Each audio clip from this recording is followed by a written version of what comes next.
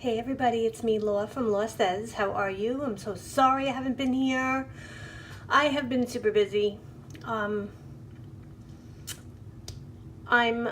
happy to tell you that I have not gained any weight, but I'm sad to tell you that I haven't lost any weight.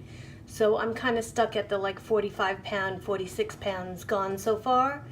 And I'd stall because I've been eating bad things, but that's not really why I'm here today. I'm getting back on track again. I still have the same issues about water. I'm not drinking enough water. I'm probably chronically dehydrated. And today I want to talk about something super personal. The reason why I ended up getting heavy in the first place, because when I was younger, I was really hot. And I knew it. I mean, I was kind of like an awkward looking kid. I had buck teeth and freckles, and I never wore braces. Thank God they went back by themselves because my parents got a divorce and they probably couldn't afford braces. So, yeah, there's that. And, I was blessed with a pretty face, and I had the body to match. I was super athletic. I was a bike rider. I did all kinds of athletic things, and got married young. And should have never did that. I thought I was in love and I was gonna have babies and be a wife and all the things that girls of that age back in the 80s wanted to do. So yeah, today I want to talk about why I got heavy, because there is a reason behind it, and I want, if I can help somebody, that's my basic goal today. So yeah, back in the 80s I was a party animal. Even though I was married, I found time to go out with the girls, went to the rock clubs, dancing. I was one of the girls that got married pretty young. And I got into a little bit of trouble one night. And I can't believe that I'm about to say this, because I never really talk about this. I mean, I've told the story and it's almost like it didn't happen to me. But that's because I didn't get the counseling that I needed. But I am a rape survivor. I was a victim for way too long, and just recently I've become a survivor, even though it happened back in 1990 in January. I was 27 years old, and I was out one night with the girls, and I was supposed to meet somebody in, one of my other girlfriends. I was supposed to meet later on. Actually, we were going to a place, but we couldn't get in because there was a fire code and there was too many people. There was a big line, so we went someplace else, and I went back by myself to try to find the original people that I was supposed to meet up with after I dropped the other girl off or whatever. So I was by myself, and I went into a bar. Not, I mean, I did it a million times before, what else was going to happen. So I ended up talking to this guy who I really was not interested in. He was just super creepy, and he's a big guy, and he was dirty and just creepy, So I ended up, my friend wasn't there. I ended up having maybe 3/4 of a drink because I was driving that night, so I really wasn't drinking. But it was late. I was going home. And little did I know at that moment, but I was to be kidnapped for the next 4 hours and brutally raped, beat up, and almost killed. So it's so crazy that I'm here telling you this, but it had so much to do with why I gained the weight in the first place. I wore my fat like armor. I didn't want to be pretty. I didn't want to be skinny. I didn't want attention drawn to myself. And this man took my life away, okay? He took my life away from me. He stopped me from doing so many things in my life. And not that being heavy is a bad thing. It's not. But the reason that I was heavy was not healthy. So finally now taking my life back. I'm going to be 54 this year, and I'm about to start living my life. Now, this asshole died back in 2012. I came across an obituary because he disappeared off the National Sex Offenders Registry, and I was like, what the hell? So I did a search on him, and I found an obit, and he died. So, good. I wish I could have killed him myself, Anyway, he ended up going to jail and everything, so, it was only for 3 to 4 years. My sentence, however, lasted until, let's say I was 27, till about recently. So how many years is that I've been actually having this sentence because of what he did to me? Because I blame him. I mean, not that I'm Miss Perfect or anything, and I shouldn't have been out that night, but that's no reason for anybody to go through what I went through.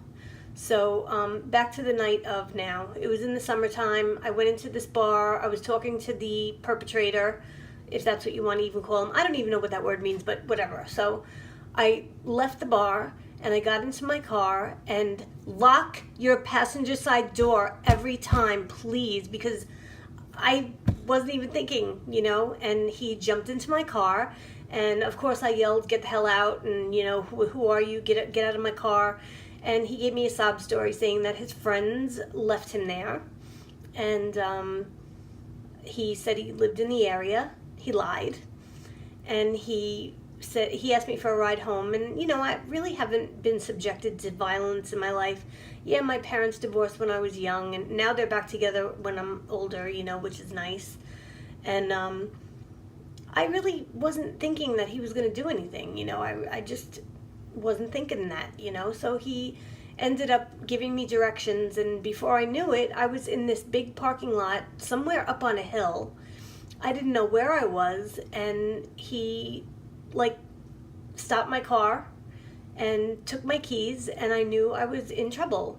And I beeped the horn, and I was trying to get out of the situation because I knew something was off. And he got mad and he started grabbing me or whatever, and I jumped out of the car and I tried to run, and he caught me, and he I remember, there's a lot that I don't remember, but I'm going to tell you what I remember, and then I'm going to tell you what was written on the police report, because it's a difference, Excuse me. Allergies. Yeah, so I remember I was in front of my car. No, I'm sorry. I was on the side of my car, near the door. He got out of the car and ran after me, caught me, and he cold clocked me in the face 5 or 6 times. He punched me dead in the face. I mean, my face was screwed up. I had a black eye. I had both my nostrils were bleeding. There was my lips were all swollen, and I had a couple fat lips, and I had a purple mark on inside my mouth. I guess when he hit me, my teeth made a mark or whatever. Excuse me, I'm starting to go hoarse. So yeah, he beat the crap out of me, and from what my police report said, well, all right. From what I remember, I just remember being at 7-Eleven, and I saw a cop, and I ran out of the car, and I got the cop, and told him that I'd been raped or whatever. And then I remember being in the cop car in the front seat, and I remember a couple of other cops brought him over to my side of the door, and I identified him. They were like, "Is this the guy?" And I said, "Yeah." And then I went to the hospital. I woke up in the hospital, and I remember my dad being there, my husband was there, my son was there, and he was only 5. It was horrible. And my dad took my son home or whatever, and then I had to get a rape kit done, so I remember a little bit about that. And then I got questioned at the police precinct 7 o'clock in the morning. So this guy kidnapped me and held me for about 4 hours and did terrible things to me that I don't remember. My mind just blocked it out, I guess. But from what the police report said, and from the story that I know now, apparently I got out of the car and I tried to run, and he grabbed me. He beat the crap out of me. He raped me on top of my hood, and then he raped me again in the back seat of my car. And I started using my head, and I started telling him that I had money in the bank, and I had an ATM card, and I can withdraw some money. And I guess I was gaining his trust, and I had him drive my car. And I think I asked him, I figured if he was driving my car, it was a little black sports car, it was a stick shift. So I figured if his hands were on the wheel and the shift or whatever, he couldn't hurt me anymore. I didn't know what I was going to do. I don't remember anything like that. I'm not sure. But I remember I had a full pack of cigarettes in the back seat of my car because my pocketbook somehow was in the back of my car along with my cowboy boots. And I was half dressed, so I guess he let me get dressed or whatever. And I asked him if we could stop at 7-Eleven to get cigarettes, knowing that I had a full pack, so I must have tried to trick him. Maybe I was trying to get help or whatever. So he went to go get me cigarettes, and he went into 7-Eleven, and that's when a cop car pulled in, and I ran and got the cop. And apparently, I don't remember any of this, but I was in the cop car, and the cop told me later on, because I actually met the cop and thanked him for saving my life that night. He ended up dating one of my friends. It was kind of cool, but I remember the cop told me that I was like in the cop car, like in a ball in the passenger seat, and I was trying to like claw my way or dig to get under the seat, like an animal would burrow, I guess, or whatever. And he carried me into the hospital in a ball. It was really crazy. And then I had to. I don't even remember, but apparently I had to testify, or I was questioned at the police precinct after the hospital.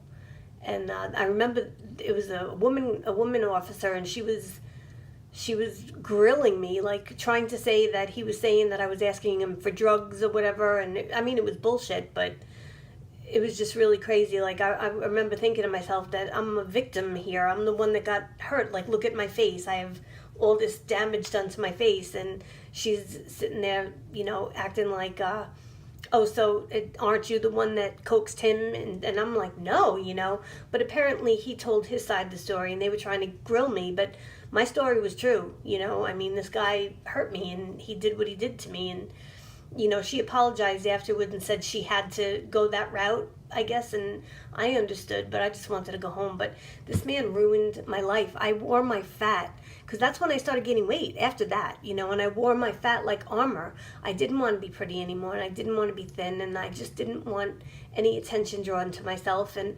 so many things were wrong, and I didn't get the counseling that I needed. I went to a couple of psychiatrists and got medication and stuff, and I never was able to really go deep and figure out what was going on and why I was overeating. But I guess food was my comfort, and I drank a lot too. I was actually a pretty drunk girl, back then.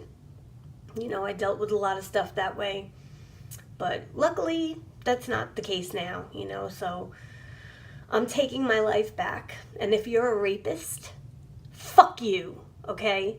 I hope you die. But I know that was terrible, but I needed to get that out, because my guy died. I'm glad he did. My guy. Ugh. Just to even think of him like that.